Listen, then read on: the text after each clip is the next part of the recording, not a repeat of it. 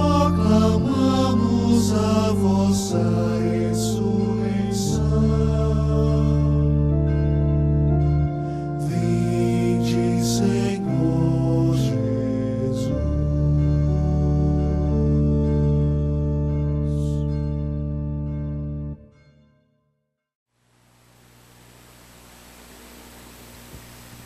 A festa da dedicação da igreja da Basílica de São João de Latrão é o grande convite para buscarmos a unidade com o Santo Padre o Papa e reconhecermos a presença de Deus que mora em cada ser humano. Primeiro, entendamos um pouquinho do porquê da importância dessa festa da dedicação desta igreja. Vocês sabem que o Papa é bispo, e ele é bispo de Roma.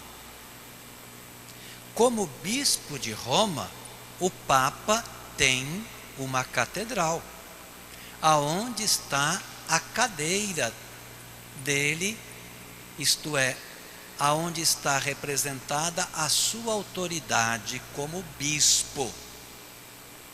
E esta catedral não fica dentro do Estado do Vaticano, fica fora. É a igreja, é a basílica dedicada ao Santíssimo Salvador e aos santos João Evangelista e João Batista. Mas por que ela recebe esse apelido, São João de Latrão, se refere a João Batista e a João Evangelista? Laterani, em italiano, era o nome da família que era proprietária daquele pedaço de terra, que a esposa do imperador Constantino recebeu de herança e depois doou ao Papa. A igreja no início não se reunia a não ser em casas.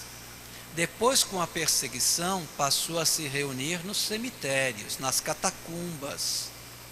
Ela só passa a se reunir em público novamente quando Constantino, no século IV, dá liberdade aos cristãos. Existia um palácio ali, que era um palácio imperial. Constantino, então, depois de se tornar cristão, cede esse palácio imperial para se tornar a morada do Papa. E ao lado da morada do Papa se construiu então, também no século IV, esta igreja, que é a Catedral de Roma, onde está o trono do Papa enquanto bispo de Roma. Compreendido isso, nós vamos então olhar no Evangelho. O Evangelho, mais uma vez, fala de templo. Fala do templo de pedra, para depois nos ensinar que o templo verdadeiro vai ser outro. Jesus sobe para a festa da Páscoa em Jerusalém.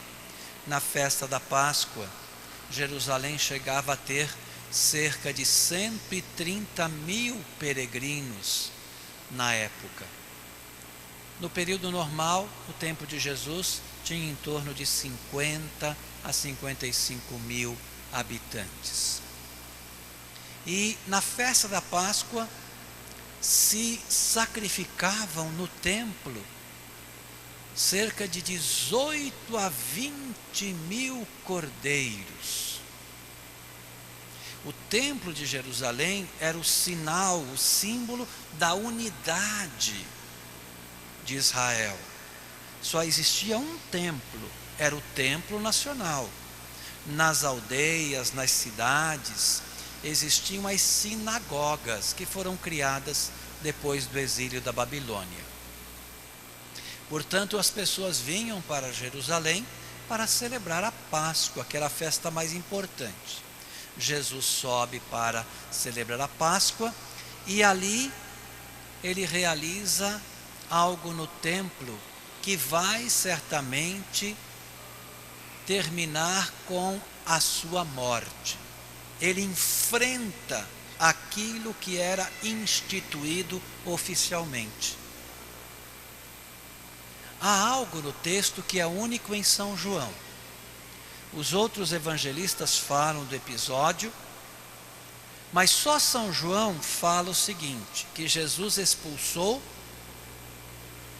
junto com os cambistas, derrubando as mesas, também os bois e as ovelhas, isto é, os animais que eram usados para o sacrifício, juntamente com as pombinhas. Por que São João faz questão de frisar isso?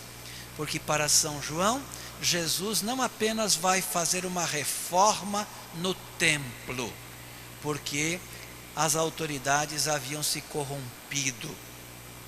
Ele vai substituir a importância do templo. O templo e os sacrifícios não terão mais sentido, diz São João, porque agora existirá uma outra realidade. Quem vai se oferecer em sacrifício, quem será o cordeiro que tira o pecado do mundo, é o próprio Jesus. E ele vai fazer morada não mais num santuário construído de pedra, mas ele vai fazer morada de modo privilegiado dentro de cada pessoa humana, que são os verdadeiros templos aonde Deus gosta de morar. Nós somos convidados a reconhecer esse Cristo vivo que em nós faz morada. Nós somos convidados, como cristãos, a verdadeiramente trabalhar para proteger esses templos sagrados e não violá-los. Muitas vezes nós damos importância ao templo de pedra, do qual nós temos necessidade para nos reunir. Sem ele, não teríamos como estar celebrando aqui. Precisamos de um espaço também. Mas o templo de pedra só tem sentido quando ele abriga o templo verdadeiro, que são as pessoas. O mesmo Deus que nós adoramos lá no sacrário, ele também está vivo dentro de cada um. O mesmo Deus que nós recebemos em comunhão nesse altar, está vivo em cada ser humano. Portanto, cada ato de desamor a alguém é um sacrilégio. É uma ferida que abrimos no coração de Deus. Vamos, portanto, ao celebrar a dedicação daquela que é chamada a mãe de todas as igrejas, porque é a sede do bispo de Roma, a sede do Papa, que ele nos dê a graça de nos unirmos numa grande frente de amor e solidariedade, de defesa da dignidade humana, de resgate daqueles que estão sendo esquecidos, humilhados ou muitas vezes sendo considerados até como seres supérfluos.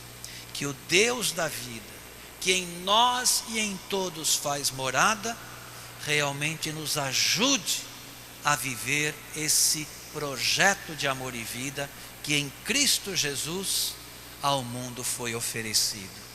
Com o coração aberto, em comunhão com o Papa e com todas as pessoas do mundo, como templos do amor de Deus, vamos ficar em pé, por favor, e nesse Deus que é Pai e a todos ama e em todos habita, professar a nossa fé.